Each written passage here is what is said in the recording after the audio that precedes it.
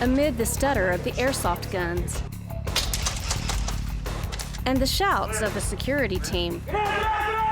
These students are learning lessons that will save their lives. Basically, it's a end-of-the-year project where the students take all that they've learned from the year and they get a chance to apply it to a real situation. Named Puppy Strike because new recruits are often called pups. It's a drill to show all those involved what a crisis situation is really like. A brainchild of criminal justice instructor Mark American Horse, it's a different way of teaching that he felt challenged to try. Yes, sir. Our state director said that he was tired of career tech being the best kept secret in Oklahoma, and I thought, well, what can I do to change that? And it just kind of blossomed from there. American Horse says he tried to include as many different student classes as possible, consisting of those who would normally be involved in this type of scenario, including hazmat, computer forensics, and even EMTs. Where they see kind of where their little piece of the pie in the working world falls. Playing the part of the cyber terrorist in the drill, a network security class, hiding data on computers, even booby-trapping some. I have those hidden in a special program I use, and to access it, you hit Control, Alt, Shift, and H, and it opens up a screen. Otherwise, it cannot be found. It's unrecognized by DOS and Windows. Both the good guys and the bad guys spent days preparing for what they were about to do. And then, your team will go to the left side and we'll go to the right side. Good guys practice entering a building and securing it, while the bad guys try to stop them with trickery. Training in the classroom and the preparedness that they learn from that is still nothing compared to actual real-world scenarios and getting out in the field and doing the job. Nerves fraying as terrorists wait for hours, not knowing when the authorities could storm the building. Some of them are doing really good, others are tired. They're all caffeined out. We've gone from really excited to paranoid to kind of bored, back to excited. False alarm. The Oklahoma students aren't alone in their wait.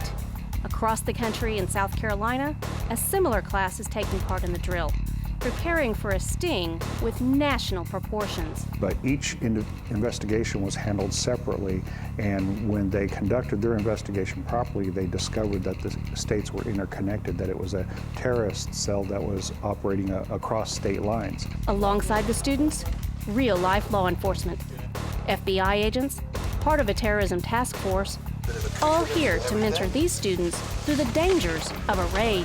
Just for their advice, but also we wanted to make sure that while we were putting this together, we didn't get mistaken for bad guys and wind up with little handcuffs ourselves.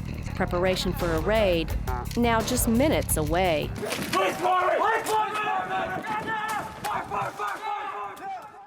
And joining me now are the two producers who put this piece together. Sara Davis, who's behind the scenes with the bad guys, and Alisa Hines, who was trailing the strike team.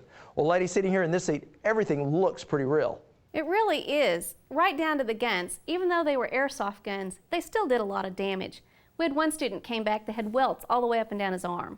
And it's important to know what we're seeing here is actually the culmination of not just days, but weeks, even months of preparation.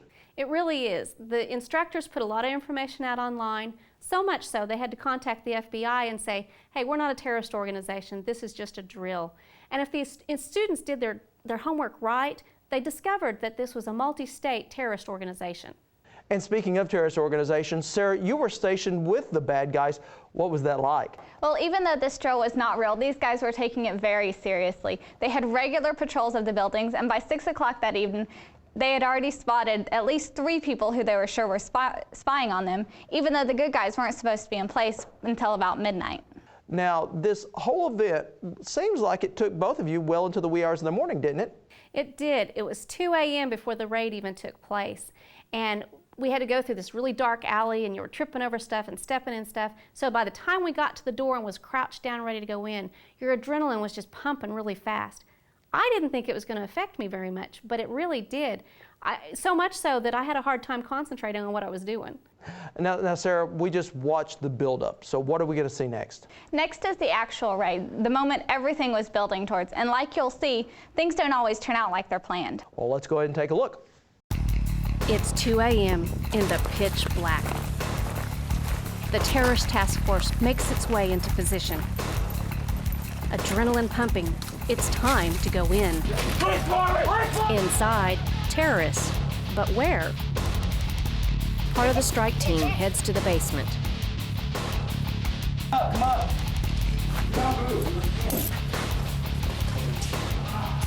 While others try to go upstairs. Pinned down, unable to go forward.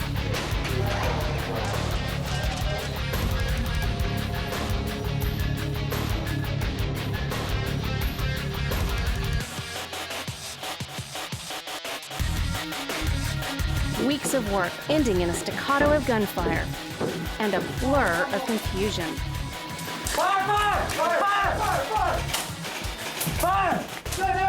With not everything going as planned, law enforcement down, never getting past the stairwell.